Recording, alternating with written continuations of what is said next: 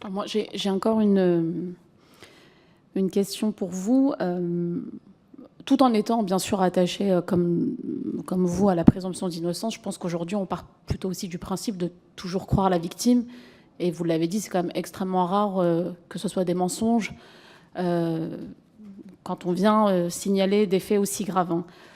Donc il y a la possibilité, vous l'avez dit, de mesures conservatoires par le biais administratif lorsque les signalements sont faits. Donc pas toujours, visiblement, de ce que je comprends, de ce que vous nous dites, pour plusieurs raisons. Et donc c'est pas toujours le cas, ce qui est un problème, puisqu'en réalité, dans le cas d'une situation, puisque vous parlez de situation et qu'un auteur, enfin en tout cas que la personne qui est accusée il n'y a pas de mesure conservatoire. En fait, soit elle peut continuer à être au contact de jeunes enfants, d'athlètes, ou même partir ailleurs pour aller dans un autre club ou un autre lieu. Donc ça, c'est une des difficultés.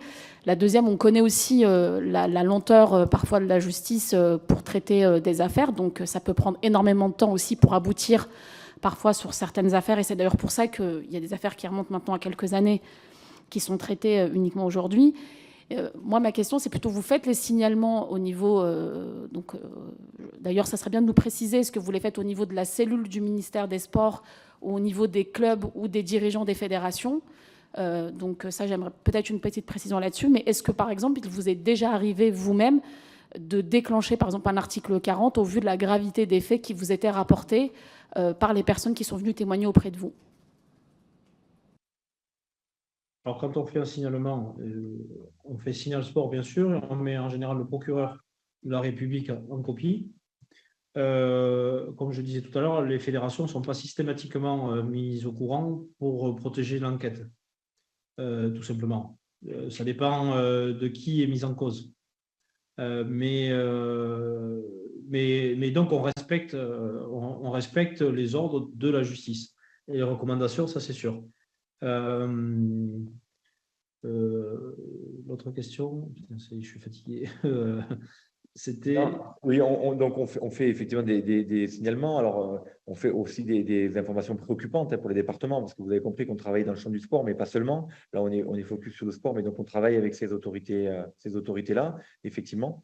Et donc, la relation avec la fédération, c'est une relation d'information d'une situation, voilà, notamment quand ça ne vient pas de la fédération directement. Mais il y a une temporalité qui, comme dit Sébastien, qui respecte l'instruction de la situation, et le contenu de l'information que l'on peut transmettre n'est pas nécessairement complète et exhaustive, évidemment. On peut avertir une fédération que là, on a une situation, on accompagne un de leurs usagers et s'en arrêter là.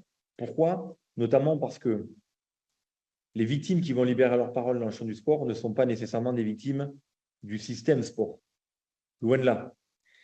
80% des victimes de violences sexuelles sont le fait de violences intrafamiliales et qui vont justement pouvoir libérer leur parole parce qu'ils sont bien dans cet espace sportif, comme culturel, comme scolaire. Ils vont trouver des personnes de repère. Et donc, et c'est ce que l'on forme avec les professionnels, c'est qu'on les forme sur le fait de recevoir cette parole-là, parce que ces victimes-là, il faut évidemment les aider. Le sport, au-delà de ses valeurs, au-delà de son rôle sociétal, il a cette obligation légale d'informer les autorités s'il y a une révélation qui est faite, y compris de violence intrafamiliale, vous voyez. C'est-à-dire que nous, on ne stigmatise pas le sport comme un lieu de destruction, au contraire, c'est un lieu d'épanouissement. Et comme tout milieu de la société, il y a aussi des personnes malveillantes. Voilà. Donc, les signalements et les IP, les signalements dans le sport, je vais dire qu'on en fait quasiment tous les jours. Hein. C'est quasiment quotidien. Voilà. Donc, on suit parfaitement les éléments de la loi. En fonction d'un délit ou d'un crime, eh bien, on vient informer les procureurs compétents sur les territoires.